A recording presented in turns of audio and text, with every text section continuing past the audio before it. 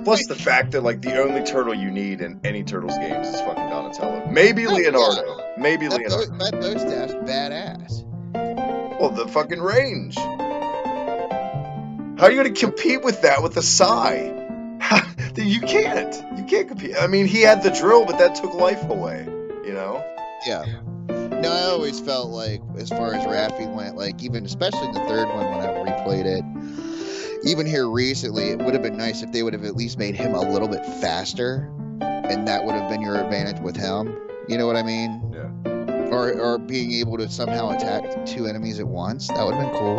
I feel like though most kids initially, like the first time you ever see Ninja Turtles, or like any of my kids ever did, initially their favorite was Leonardo because his weapons looked the most badass. But when you watch every episode and realize they never fucking use their weapons, it's kind of a moot point.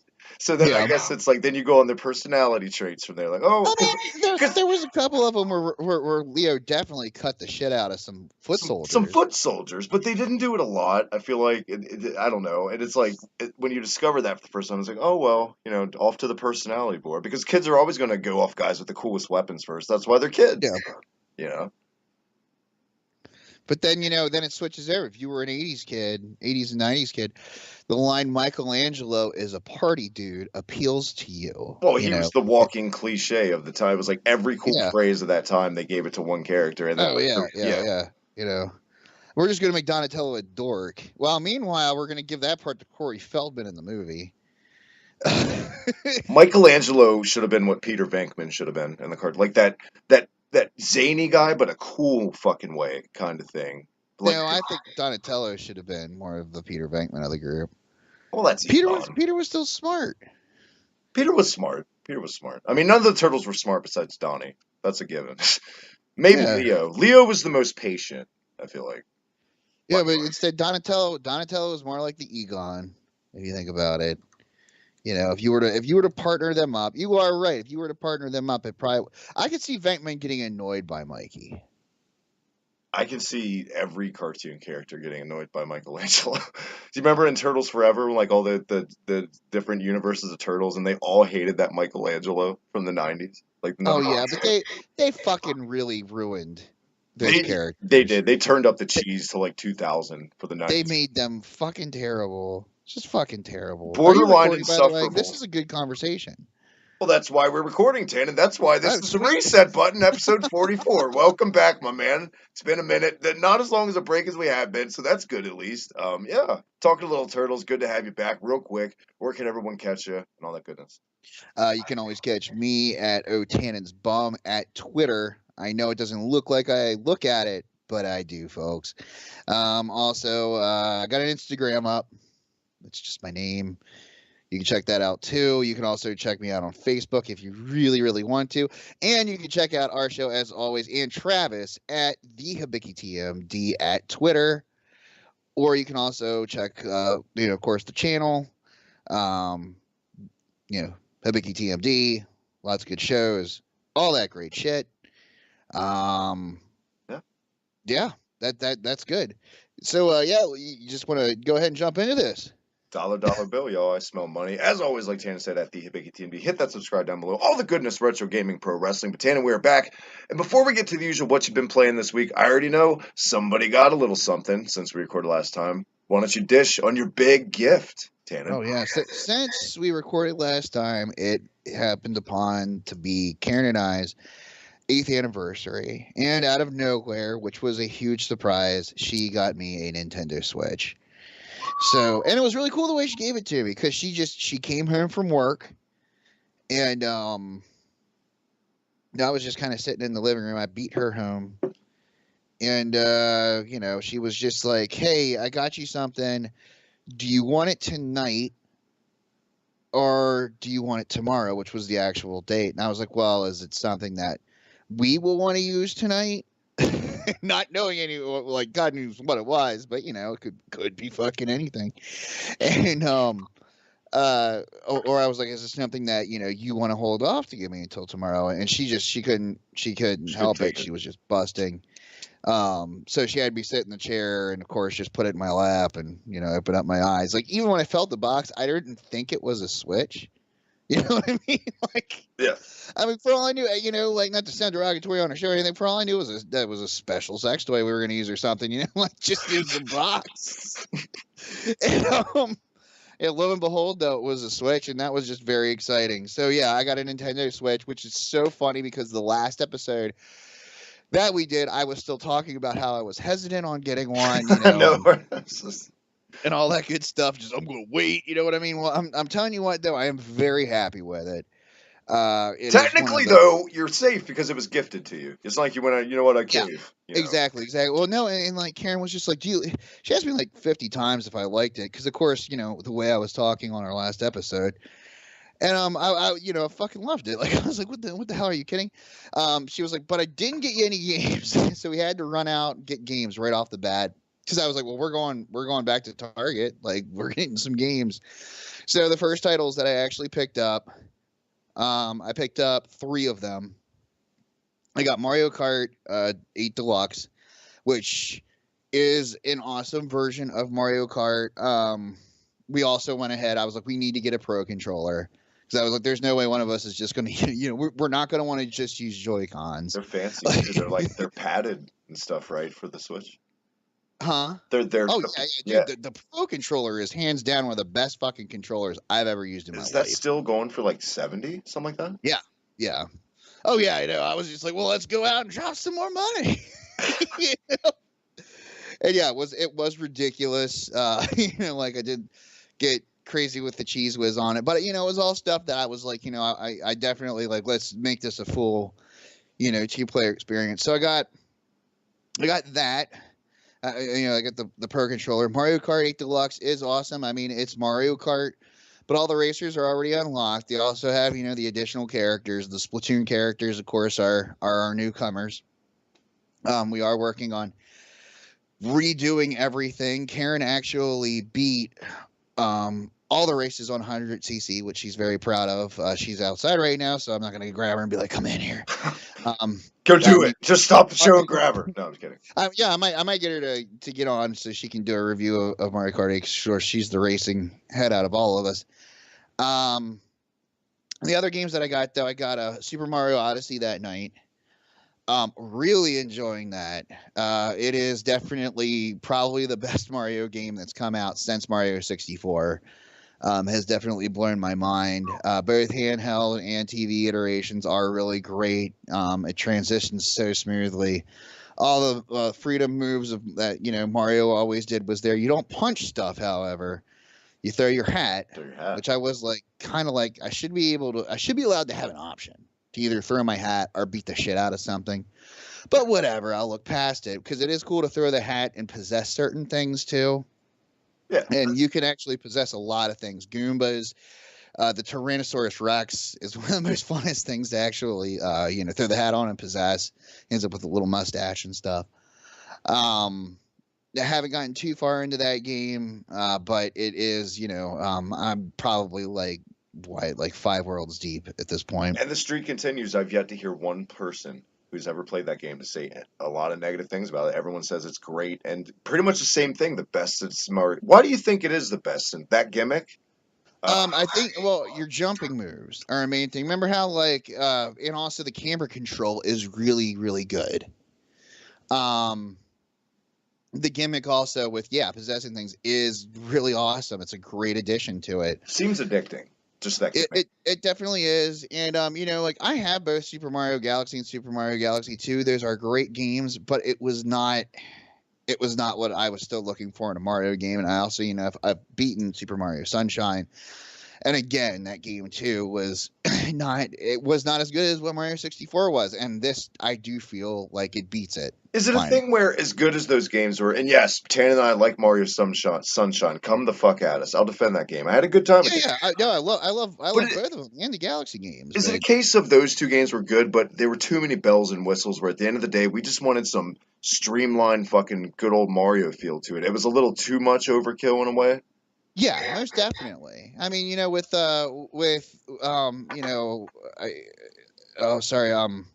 Sunshine, I mean, you had the gimmick of working with that hydraulic backpack. Yeah. And that was your main your main weapon. You were spraying water on things. Yeah, the jumping mechanics were still awesome, but that was you were dousing things with water instead of Seemed like an afterthought as yeah, opposed to exactly. And again, you couldn't unequip it and just beat the shit out of stuff. right. Like. And then for Super Mario Galaxy, that game was fun, but again, I'm not a fan of Wii controls, but I will play a game to do it. And also, it's just, the whole running around the globes thing and everything. It still didn't appeal to me as much as what Mario 64 did. Would you say that Odyssey, though, it balances it perfectly with it's enough of that platforming to still make you remember you're playing Mario with enough of the new gimmick?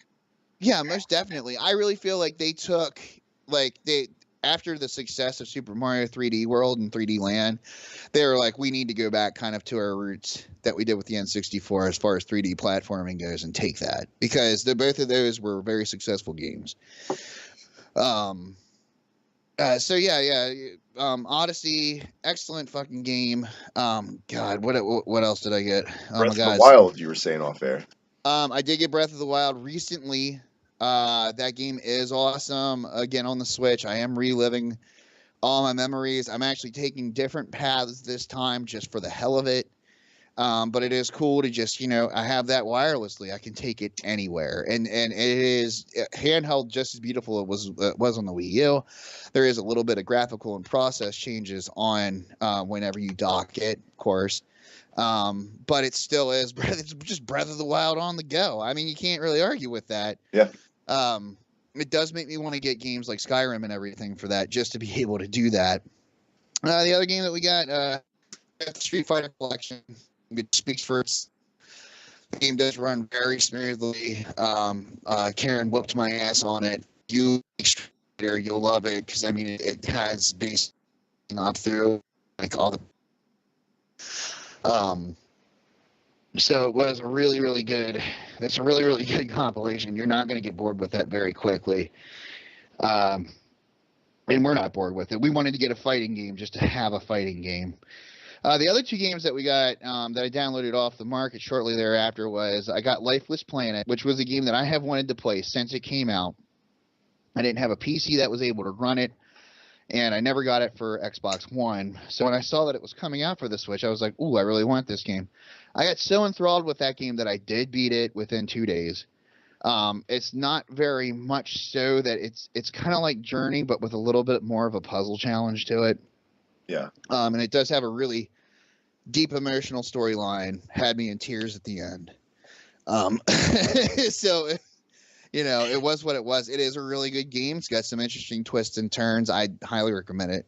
I'd say check it out. If you liked Journey, you'll love Lifeless Planet.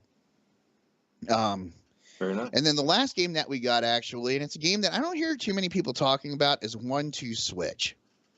Oh man, I haven't played that. I don't really know anyone personally that's played it, but the reviews I've seen, that was one of the launch games, right? And that got panned. Yeah. I don't know why it got panned so bad, though. It's not that bad of a game. It's fun. It's just so fun and gimmicky.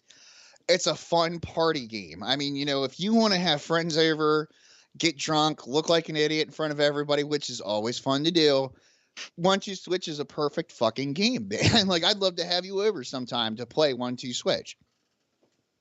They've got all these different stupid games that it's kind of like WarioWare. You got to hold the Joy-Con up to your mouth and pretend to eat a sandwich. There's like a Harry Potter game. We haven't even played everything yet. There's a shaving game. Personally, my favorite game is the draw game where you're like cowboys and you draw and shoot each other. Nice. There's a boxing game where you have to punch in the right direction to actually land your punches. So I mean, it is a pretty cool game. I mean, it's a lot like if you liked WarioWare, you'll like 1-2 Switch. Well, it seems like, Tannen, you're enjoying your Switch so far. I definitely am. There's a lot that I'm looking forward to on it. It's got a really, really promising library coming up. Have you seen these things for the Switch? I don't know if anyone's ever brought one in the shop that you work at. These Ojo projectors. No. Okay, so they're by the brand OJO. You dock your Switch into it. It not only charges your Switch, and it projects it on the wall, full HDMI. It's amazing looking. Okay, it also does that for any other console that's current or last gen. So Now, if you does it want to, plug into the dock or is it a dock itself? it's a dock itself, and you can get it Ooh. customized. The problem is, it's $400 fucking. But I saw these things, and I was like, man, they look amazing. But yeah, there's so much you can do with them. My only So qualm is that a lot of the third-party docks, which people have made them, will fuck up your Switch. that's what I was about to say. A little hesitant with stuff like the third party stuff like that. I mean, Mm-hmm. I mean, these seem that's really great, but legit though. These have a lot of craftsmanship in them. There's a lot you can tell that they're not just some run of the mill fucking. I'm going to end up in dollar or Five Below as a third party peripheral in like 5 years. No, it seems. I mean, price wise, it better be legit from what yeah, I it better get. be for $400 damn. That's more than a Switch, for fuck's sake. So Yeah, I mean, it's pretty awesome, you know. it is. It really is. I mean, my only criticisms about the Switch, of course, are apps. You know, I was hoping that I'd be able to get on there and get Netflix right away. I didn't realize they didn't have Netflix on there. Yeah. I do have Hulu on there already, which is kind of nice, to have. Um, But at this point, I feel like Netflix should be one of those fucking built-in apps, as it is on most phones, anyways, on yeah, anything in modern yeah, technology. you should just be able to get it. I'm thinking with this whole online release thing that it's going to become a thing. As I said, I have not subscribed to the online thing yet. I haven't seen what's going to be hung up. I haven't even loaded it up today to see anything on there. Look at Robin Hood over here, Prince of Thieves, stealing segways. What a good one, though. Yes, that actually happened today, man. The online service launched today. We're Today? recording this, the 18th. Yep. Um, there's a lot of confusion. There's a lot of people pissed off. There's a lot of shitty things Nintendo's doing. You want to get right into it? No, let's go ahead and dive into that. All right, well, on the primary console, you can have one primary console at a time for your Nintendo account. The first Switch console you use to connect to your eShop on the Switch will become your primary console. Like the non-primary console stuff with the account, though, a Nintendo account can be linked to Nintendo Switch consoles that are not designated as the primary console. However, some functionality differs from when a Nintendo account is used on a primary console. So that basically says you can only be signed into one fucking account on one thing at a time. You can't have Yeah. like multiple accounts signed in on various consoles, which I get. Just that standard shit. But this thing where came out today, you will lose. It's what, $20 a year, right, Tan? If Yeah, which you isn't miss, that bad. no, I That mean, is the come on, cheapest online service. exactly, But exactly. But you're going to if be you paying miss any kind of payment, I don't. The monthly plan's what, $4, something like that. $4. Yep.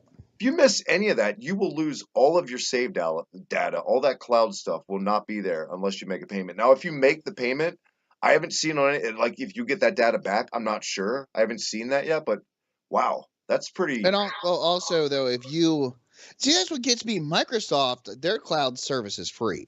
I don't have Xbox Live anymore, but all their cloud shit is free. So when I play a 360 game, all of that cloud shit, it goes onto my Microsoft account and it's free. Yeah. Yeah, I think it's just Nintendo's way of threatening to, you better not let your shit expire. But like, it's just like, come the fuck on here. And that's also if you're if you're going to be utilizing the cloud stuff. I don't really see a lot of stuff that requires that. I mean, everything else is, hard copied onto your cartridge or onto the system. You know what I mean?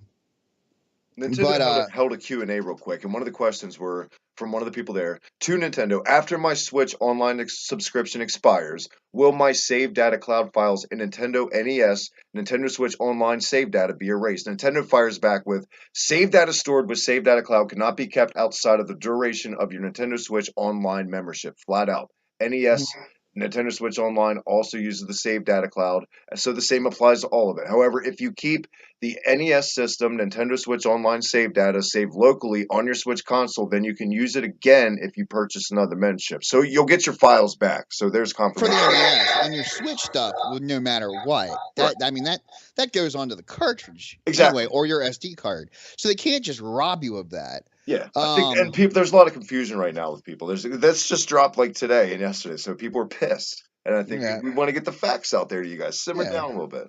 It's Yeah. still shitty. It's still kind of shitty. It's still it's still shitty, and yeah, and I really think too. I think they could have busted out with a little. I think they've now with the NES minis and the SNES minis that they shipped, that they're holding back on what they could actually give us virtual console wise or whatever you want to call it, streaming wise, with their NES stuff. I mean, there's no SNES shit. You know, I remember when Switch came out, they even announced that we would have GameCube games on there. And it's like, okay, so how long is that going to take until you're like sick of waiting for stuff? Or, you know, are they going to come out with a GameCube Mini that has preloaded games on it? Yeah. Are they going to keep trying to do that gimmick until that fucking dies out? And then it's like, oh, here's everything for your Switch. Like, because at this point, like, that's going to slow down their sales. I don't think we're going to see an N64 Classic Edition. I don't think that's going to fucking happen, I man. feel like at the end of the day, Nintendo is trying to get everyone into a panic mode with the things that we covered a couple weeks ago with the emulation sites, right? The thing is, this is just like what happened with the music industry. Nintendo's trying to do this fear-mongering bullshit on the public with like this They're going no more Lars Ulrich on the gaming community. Look, how long ago was Napster, Tannen? How fucking long ago was that? Oh, Jesus. I can That get was on 1998? Yeah, I can get on my PC upstairs right now and download a whole discography of a band in 2 minutes if I really wanted to find the time to find a way to do that. Torrents, anyway, there's always going to be piracy. That's always going to exist. Just like, since we've last recorded, I found at least 3 other emulation sites I've been using. They're always going to be there. So at the end of the day, guys, don't let this kind of shit piss you off. If you really want to play these games, it's preservation over piracy, in my opinion, especially when they're 20-plus-year-old IPs, games, sometimes 30 to 40-plus-year-old games. Just enjoy it. Go out there and find a way to play it. It's accessible and it won't cost you a fucking dime. Hell yeah. I mean, unless you get that console that runs it, but still, you know. Yeah. No. But yeah, it's just that's why I don't see any minis coming out or classic editions coming out, because I think they're going to realize that the classic editions are going to outweigh the sales of the Switches. Yeah. Especially at this point with people that want to play retro games. I think those are over for at least another couple of years. I would predict right now we'll see 2 to 3 years maybe the 64 mini will come. But with this shit dropping, you're right. Well, until we see 64 games on there, especially, but it's just going to take their own money out of their own pockets. It's going to be why would they do that? Yeah. Speaking of classic games that have been released, there was 2 things that I did want to talk about. But I'll go ahead and start. We'll continue on the Switch stuff. Earlier this week, and it came out. One of them came out yesterday, I believe. Pocket Final Fantasy 15 for the Switch. A whopping $19.99, or maybe it's $30. Value for I don't know what fucking reason. This did piss me off. We got on this system. We got the cell phone fucking version of a game that I know the Switch could have easily handled Final Fantasy 15 and its own iteration. There is just no doubt in my mind if they would have slammed that into a cartridge and you had an SD card in your system, that game would have been functional on a Switch, the original one. How much did you say they're selling that for on the Switch again? I feel like it's like 15 to 30. I can't remember which though. It's the most you've ever fucking paid for any game on a phone. I've never paid for a dime for anything on a phone. Thank you very much. There you go. There's your answer. Wow. Yeah. Just to play it on a bigger screen. Yeah, just to play it. Well, you could do that with your phone anyway. It's called screen mirroring. Yeah. Most smart TVs have that capability. And guess what? So that's like, a fucking free app too, guys. This whole episode's turned into a big pirate ship, Tannen. What the fuck were they thinking with this? Now, I did read some reviews, and some people were actually really happy with it. They did say it is a more improved version of it. I mean, after all, it is called Pocket Version HD. So I guess that means there's a couple little additions, but it still looks like a poor man's Final Fantasy 15.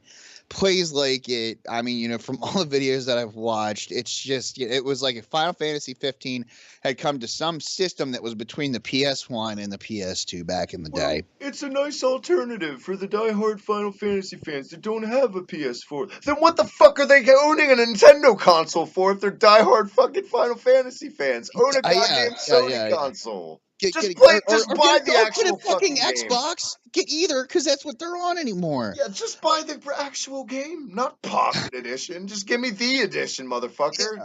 Yeah. Meanwhile, though, an even bigger announcement that I was a little bit excited about was the announcement of Final Fantasy 7, 9, and 10, as well as 10 too, which I could give a shit less about that one, coming to Nintendo Switch with cleaned up graphics. Real quick, mini review on 10 2. I've never hated it. It's just kind of always been there. Yeah, and it was a meh game, you know. I mean, I have the HD version of it for PS4. Try to play it. It's just meh. That should be our game of the week because we both have that edition for the PS4. Oh my fucking god! I don't really want to play that. I'm kidding. I don't either, man. October's coming up. We need to fucking start playing some horror games. Anyway, though, good. So fun. Anyway, so we do have like some cool announcements that came out of that. It was just funny because I watched the whole Nintendo Direct thing about all this Final Fantasy shit, and then when it showed Final Fantasy 7, I was like, "Oh shit, that's fucking cool!" You know?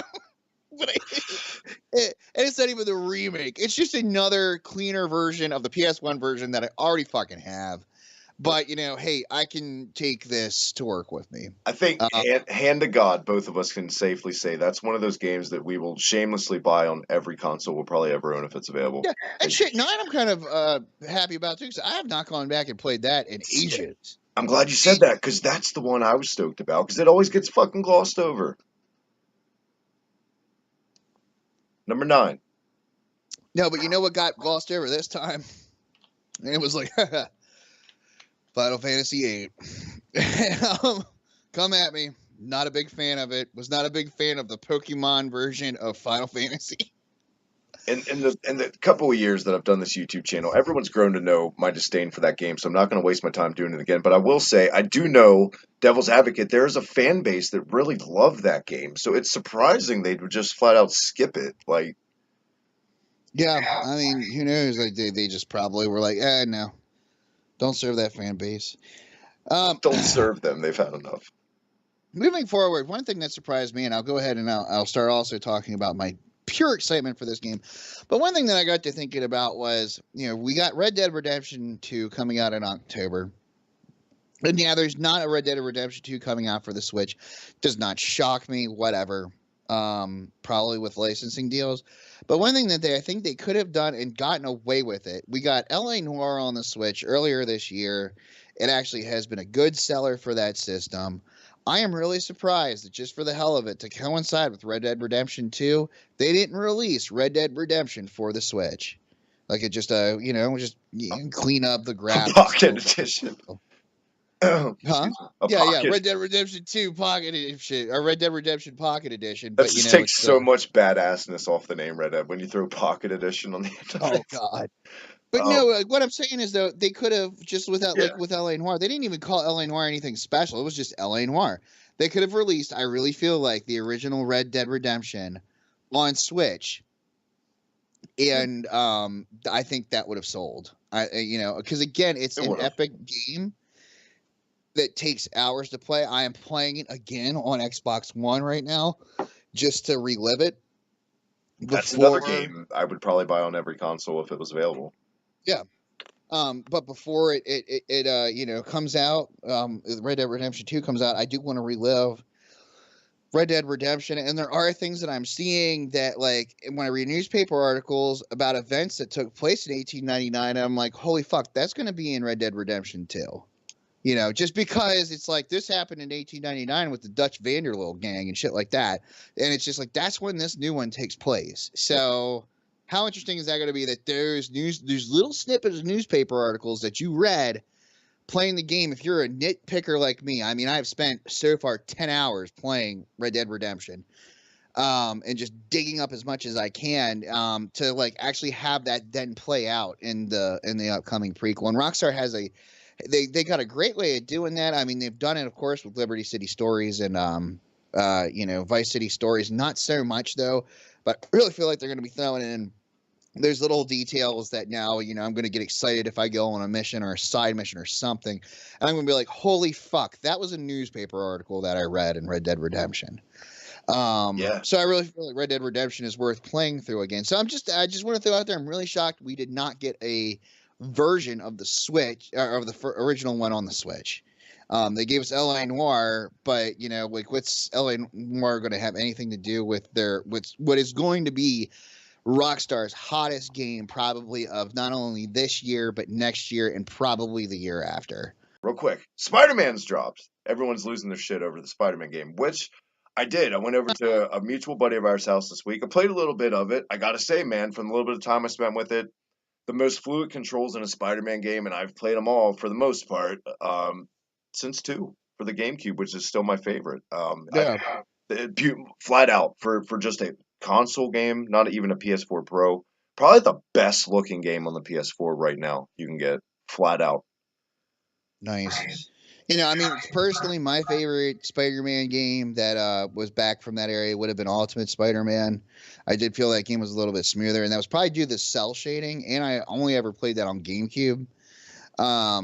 But still, regardless, I loved that one. And this one, just the screenshots I'm seeing people post, everything, and from what I'm told, it is totally worth it. It is up there with Arkham Asylum. You know what's really weird too? Our buddy was showing me like all the skins you can unlock right in the inventory. There's like 27 outfits, legit. The symbiote suit is not in the game. How fucking weird is that? Really? Yeah, you can get. He had Scarlet Spider. He had so many, but he was just like, "Yeah, I've looked it up. It's not in the game as a skin." I'm like, "What?" So DLC. Yeah, fucking. If they come out with a story DLC, they'll probably include that. Yeah, but the combat, from what I saw, like now they've taken the whole web mechanic to a whole other level. Like it's pretty much free reign. Like you can do whatever you want with the bad guys. Just flop them around with your. Yeah, I saw. I mean, you hang them from fucking light poles and fucking it's kind of hilarious. You'd Spider-Man into a corner, but then just then ball them up and throw them if you want to. It's kind of those things where like it's one of those things like an open world game where like you don't even care about the real game for a while. You just want to go around doing that kind of shit. It totally has that feel to the combat. And one thing that's hilarious, I don't know if you've seen a lot of people this week since the game's come out, Tannen, but everyone's like losing their goddamn minds about this photo mode stuff, right? They're like, "Oh, get ready! I'm gonna post so many pictures. It's so awesome. They have this." And I'm like, guys, that's literally in like 80% of fucking games. Is photo mode. I hate to break it to you. If you didn't know that, I mean, go bust out an old game you own. Maybe you'll discover you have photo mode in it. But I can't wait to. I'm gonna wait for it to drop, unless I'm gifted it. But like someone, no, yeah, I cannot wait to play it. Actually, yeah, it's one that I'm waiting for to come through. Like on a used level. Just because I've got more than enough to keep myself occupied. I don't need to delve into the world of Spider-Man right now. Right. Same here. I feel like if I got it now, it would just go on the backlog. Like I look like I'd have a good time, but I'm not like extremely hyped. Like I have to play it. Real quick, what I've been playing, you're kind of going to feel left out. I was debating even to bring. I picked up Fire Pro Wrestling, which is a wrestling series from Japan that started in 1989. It's had this cult classic following. '07 was the last one, right, for PS2. I had that. I played the shit out of it.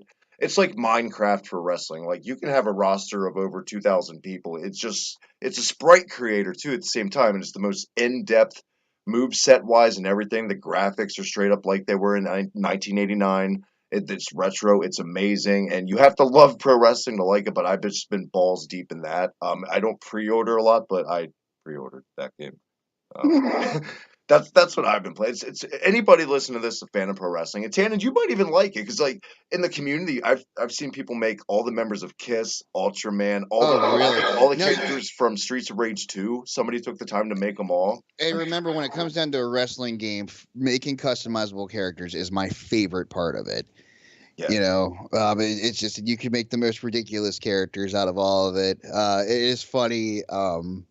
I mean, it's kind of a pipe dream, but we are talking about kind of like even having our own wrestling league in a way, or at least film some kind of a movie with it. A couple friends of mine and I wanted to talk to you about it privately.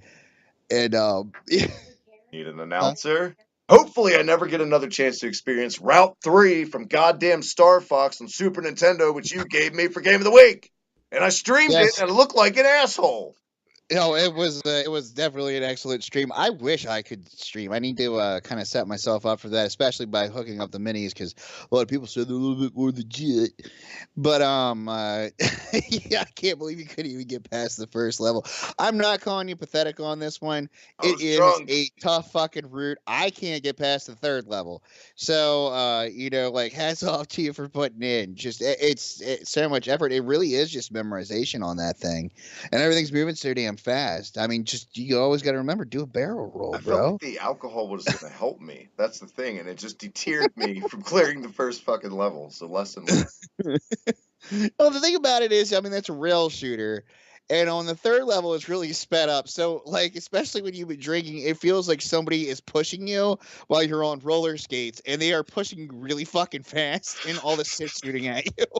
And everything's a pixel, and you're like, what the fuck do I do? Yeah, do a barrel roll, like you said. Good luck. And remember your retro rockets, But yeah, to push, I don't know, you hadn't played Star Fox very much recently. That was a blind playthrough. That was totally blind. The fact that I'm throwing you on the hardest without any kind of getting used to the game. I mean, there was one point I really thought you were going to fucking make it past the first level. Like, I was rooting for you. And then, dun, dun, dun, dun, and then I knew, I was like, if he makes it past this, I mean, he's still going to get a game over right away in the second level, but I want to see him get there. And it didn't happen. But, shit, you still did it. You still did a good job, though. I mean, I've definitely seen worse. I'll tell you what, though, anybody who scoffs at that shit's no joke. It was. Oh no, it's not. It is fucking horrible. It is horribly hard. I mean, like as I've said, I beaten the second one, and I did beat the third one when I was a kid, but it took like every ounce of my soul one summer to do that. So we're adults now. We don't have that kind of time. It's like you started playing Route 3 in June, and you beat it, and then it was time to go to school. You're like, fuck. As I said, it's a lot of choreography, because the enemies always come from the same direction in that game. So once you memorize that shit, you have a flight path like completely planned out. That's where it's But Andros is a total bitch on that fucking third one too. Tell you what, though, still a great game. Still love that. Holds up. Yeah, fucking game is awesome. It's unbelievable how well. I almost wanted to give you Star Fox 2 this week just to piss you off. I won't do that to you. By the way, I said we're getting so close to October. I would kind of like the horror game for each other. We'll save them till after you review your game of the week. Then we'll give each other our gifts. Yeah. So my game of the week was Pilot Wings on the Super Nintendo. Not that bad. Not that bad of a game. I remember it being worse, but I think now that I'm a grown-up, it's definitely a game for old people. Because you're reading altitudes and just wind direction. And as an adult, I understand that way better than I did as an 8-year-old kid. As a kid, it was just like, I'm pushing up too hard. I got to do it softer. Yeah, like, what the hell's going on? And, oh, fuck, crashed again. As an adult, I can actually functionally play that game. I remember being a kid and having glimpses of like, what, if I pay attention to these numbers I'm landing, but then just being like, you know what, it feels like school, fuck it. I just didn't do it. Yeah, it's kind of an edutainment game, honestly. Yeah. Because it is teaching you kind of how to fly with your altitudes and your winds, and just you having to go through all that. Pilot Wing 64, better physics engine, most definitely. And that one I enjoyed playing too, though. Even when I was good at that game. But that game, I mean, even in your wind elements, you had like cloud swifts coming at you. You did kind of have more of a visual sense of what was going on, instead of you didn't physically feel shit in the original one. Shit would just happen, and you would just have to watch your numbers. Whereas the other one, there was a little bit more feel, and I think they did definitely make that a little bit more kid friendly. Your characters were a little bit more goofy looking. Totally. But and that game is Pilot Wing 64 is like a meditation game. I mean, it's nighttime, you're just gliding around, the moon's out, the music is really relaxing. It's like if if elevator music, and you're taking a nap type of a deal. And it's boring, but the better you do, like I don't know, I did a lot better at Pilot Wing 64 than the SNES one. However, though, the SNES one still it does hold up to being a great old person's game. But I didn't necessarily hate it. I wish I could have streamed it. I definitely did better at Pilot Wings than you did on the third Path. Well, did you play Route 3 this week? Oh my God, no, I didn't. I should have. I don't know. I was really playing the minis a lot, and then I got the Switch, and those kind of got thrown to the wayside for a minute. So I need to pick those back up because I was playing Final Fantasy 3 really hardcore, and then it was just like, oh shit, I got a Switch. So I will say the music on the original Pilot Wings is tremendous, and that Game Over music, which was the intro music for this week's episode, is some of the saddest, most just heartbreaking music in the world. It really is. But man, when you do bad in that game gives you absolute shit. Oh yeah. Like, I mean, it makes you feel bad for the flight school. Like, you are fucking over that flight school. And fucking up. The animation of the guy with the text, he looks fucking pissed. Like, every time. The chick does too when she yells at you. Like, if you play that game and purposefully fuck up, and it will just make you feel bad, or purposefully fuck up until you're immune to it, and then you'll probably do better at the game. It's like the game knows, like you're just doing it on purpose, and it's like an extra mentally abusive to you about it if it catches you. I enjoy it though. I enjoy both Pilot Wings 64 and SNES. I enjoy all the games this week, even though the route I had sucked dick. But hey, it's still a good game. I'm only wondering what the gift could be from Tannen this week for Game of the Week. What do you got? How's your access on PS3 games? Do you have a PS3? Is my next question. I have a PS4.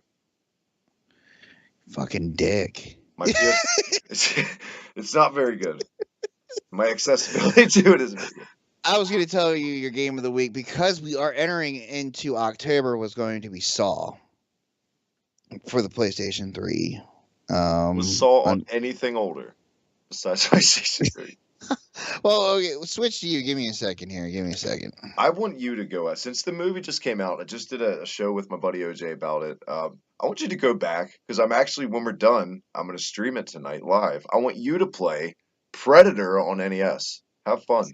Oh, good one.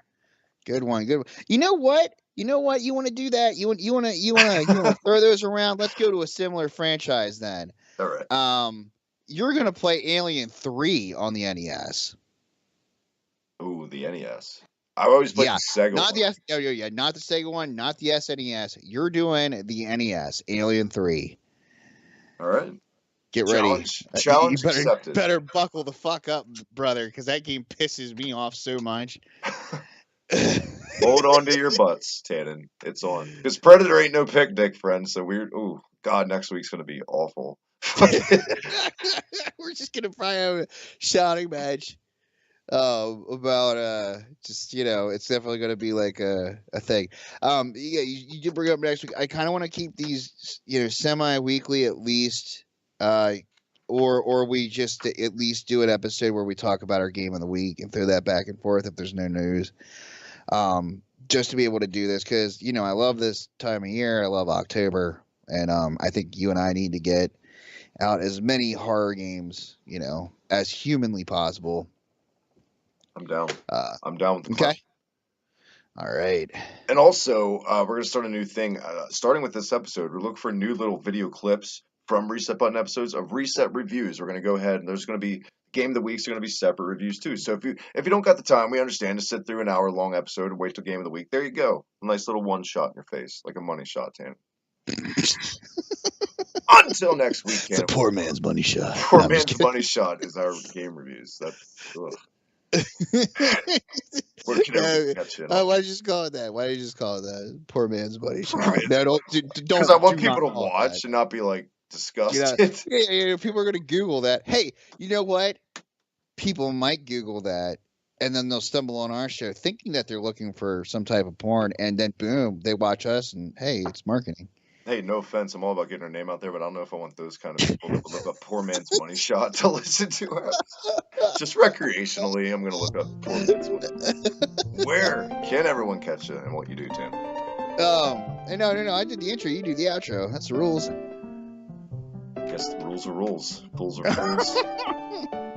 That's what you do. It's a Poor Man's Money Shot right here. Let's get some napkins, clean it up at the Hibiki TMD. All the goodness, retro gaming, pro wrestling, and over here at Tannen's Bum, my man Tannen. And yes, do Tannen a solid. Hit up the Facebook. He loves it. It's his baby. It's his Frankenstein. Feed that fucking thing. Get over there. Check us out on Facebook as always.